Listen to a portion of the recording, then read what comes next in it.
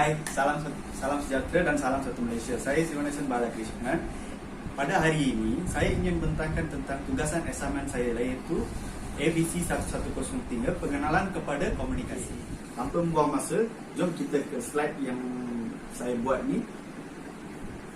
Okey, pada hari ini saya ingin membentangkan tentang seperti yang tadi saya cakap, pengenalan kepada komunikasi.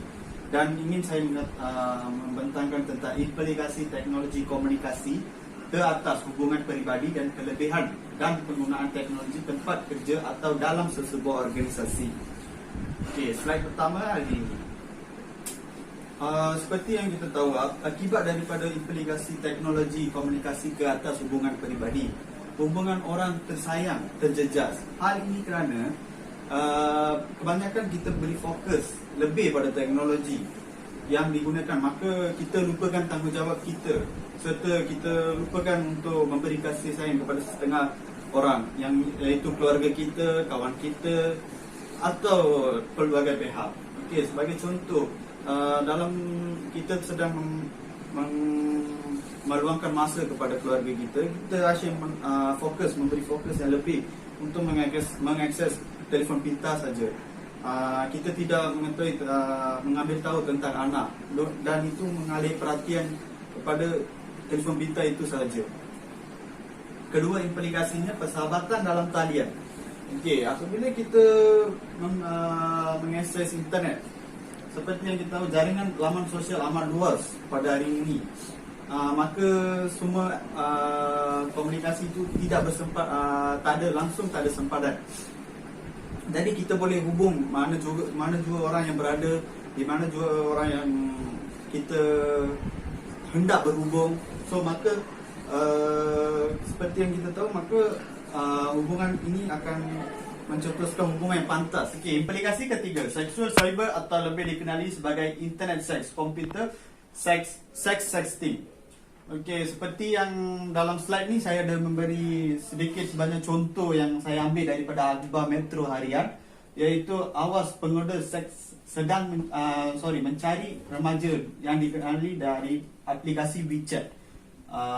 Seperti yang saya ingin menerangkan bahawa pertemuan dua orang jarak jauh yang saling mengirimkan hasrat seksual secara eksplisit, ia bermaksud yang secara ekstrim dengan pergodaan seks yang diberi untuk semata-mata untuk memuaskan nafsu mereka dengan menyalahguna, dengan memberi perkataan yang salah atau satu pemikiran yang negatif terhadap seseorang, dan ini akan menggodakan mereka untuk membuat sexual cyber ini.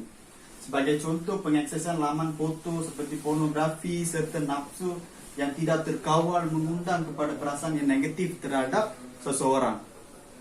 Okey, keempat, implikasi yang keempat adalah pemberian maklumat palsu atau kandungan yang tidak sesuai.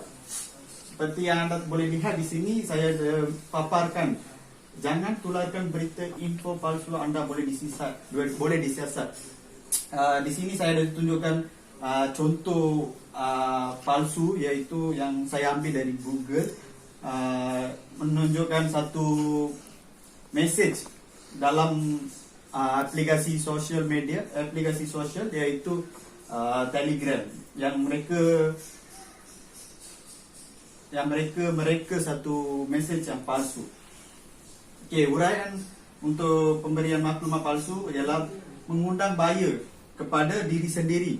Apabila kita memberi maklumat palsu, ia akan mengundang bahaya kepada diri kita sendiri, dan kita boleh disabit kesalahan di bawah Seksyen 211 dan 233 Akta Komunikasi dan Multimedia 1998. Dan jika didapati bersalah, mereka boleh disaman tidak lebih RM50,000 atau dipenjara tidak lebih setahun atau kedua-duanya.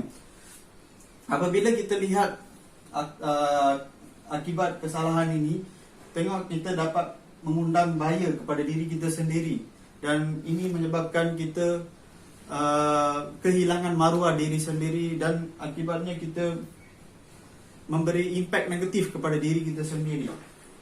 Seterusnya, kelebihan dan kekurangan teknologi. Okey, seterusnya kelebihan dan kekurangan penggunaan teknologi komunikasi di tempat kerja atau dalam sesebuah organisasi yang telah saya bincangkan di tugasan assignment saya. Okey, kelebihan teknologi ialah membolehkan organisasi berhubung dengan pelanggan pengurusan dan pekerja secara lebih pantas dan efisien. Okey, dalam gambar ini saya ada menunjukkan satu teknologi iaitu computer reader tab atau dikenali sebagai tab lah yang popular pada kian masa ini dengan telefon pintar. Dengan hanya 3 teknologi ini kita mampu berhubung dengan pantas secara tanpa sempadan dengan cekap.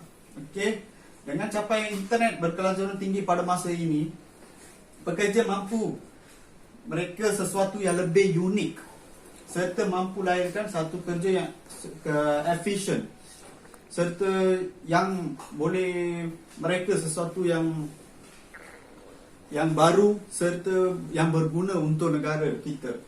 Sebagai contoh, dengan wujudnya aplikasi-aplikasi serta jaringan laman sesuatu yang efisien, pekerja atau pihak pengurusan mampu berkomunikasi serta berhubung dengan pantas. Dengan ini kita apa-apa masalah, apa-apa konflik, kita boleh berhubung dengan pantas dengan hanya menggunakan teknologi. Secara ringkasnya, tanpa bertemu pun kita boleh berhubung melalui teknologi yang direka pada masa kini. Kedua, kebaikannya adalah penggunaan data berasaskan web bagi membantu proses pengambilan kaki tangan dengan mudah. Pelaksanaan laman web jaringan sosial dengan pelbagai kaedah bagi pemilihan dan pengambilan kaki tangan. Okey, bincangkan tentang ini saya rasa saya lebih suka kerana saya pun meminta kerja dengan menggunakan aplikasi ataupun jaringan laman sosial ini iaitu Facebook. Dengan Facebook kita boleh tahu dengan ini kita dapat seperti yang saya tahu pada masa kini dengan aplikasi-aplikasi seperti ini, pekerja yang ingin yang menganggur serta yang ingin minta kerja boleh mengakses dengan laman-laman ini dengan mengetahui di mana tempat kerja itu dan apa jawatan, apa organisasi tersebut. So dengan itu para penganggur boleh meminta kerja tanpa dengan rasa ragu-ragu, boleh daftar ke kerja itu dengan senang dan mudah mengikut kelaikan masing-masing. Okey, untuk penerangannya, pengaksesan atau pemilihan pekerja melalui laman web, jaringan sosial dengan pelbagai kaedah bantu sesebuah organisasi memilih pekerja yang bersesuaian dengan posisi atau organisasi yang dicari atau dipinta untuk bekerja. Seperti yang saya cakap tadi, untuk percakapan yang normal yang saya cakap untuk saya bentangkan. Okey, kebaikan ketiga, menyumbang besar dari segi sudut penyaluran maklumat dan membuat keputusan daripada pihak pengurusan atasan daripada kaki tangan bawahan dalam organisasi. Okey, dapat berbincang dan membuat keputusan berkaitan jikalau timbul sebarang masalah atau krisis dalam organisasi pengurusan tanpa bersemuka. Slide sebelumnya saya ada beritahu tentang pengurusan pertengahan tanpa bersemuka. Keempat, pengurusan penggunaan tenaga kerja dalam sesebuah tempat kerja atau sebuah organisasi. Okey, ini antara keburukan lah. Dalam kebaikan mesti ada keburukan. Seperti yang kita tahu, akibat teknologi ada kebaikannya. Seperti dalam pendapat saya, akibat teknologi ada kebaikan dan ada keburukan. Antara keburukan ni akan saya bentangkan sekejap. Pengurusan penggunaan tenaga kerja dalam sebuah tempat kerja atau sebuah organisasi. Okey, penerangannya saya bagi kemunculan teknologi canggih menyebabkan pengambilan pekerja berkurang. Ini penerangan yang ringkas saya bagi sebab masa yang diberikan pun singkat. Akibat penggunaan teknologi yang baru-baru ini yang kian maju, negara kita kian maju, ramai di kalangan syarikat yang ingin mengurangkan kos dengan mengambil teknologi yang tinggi seperti super robot, super komputer mesin-mesin yang cekap, yang berkelajuan tinggi dan berteknologi, dan ini menyebabkan pengambilan pekerja berkurang. Akibat pengambilan pekerja berkurang, penganggur pun bertambah. Ini menyebabkan mereka segelintir manusia tidak ada pendapatan dan menyebabkan mereka menganggur dan mengalami kesusahan dalam kehidupan mereka. Kedua keburukannya, bekerja selepas waktu bekerja. Akibat wujudnya teknologi, semua pekerja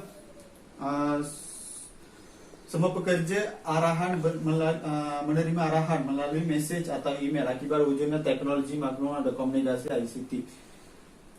Okey, pengalaman saya dalam bidang penerangan ini, teknologi memberi kebaikan, tetapi pada masa yang sama, ialah biasalah apabila kita habis kerja mesti ada sedikit sebanyak mesej yang akan disampaikan daripada pihak pekerja, pihak majikan untuk pekerjaan yang keesokan hari, atau apabila kita cuti mesti ada mesej yang akan dihantar untuk di waktu kerja, atau apa-apa pertanyaan yang akan ditanya melalui teknologi. Sebagai contoh, telefon pintar dengan menggunakan aplikasi WhatsApp, majikan akan hantar mesej atau teks, mesej atau notis sebagainya.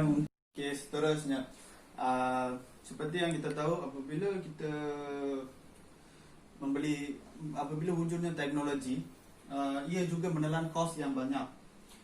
Hal ini disebabkan apabila penaik tarafan teknologi, maka sesebuah organisasi atau tempat kerja harus menaik taraf teknologi tersebut juga. Maka pengeluaran modal oleh pihak majikan atau pengurusan bagi memberi latihan atau kursus kepada pekerja.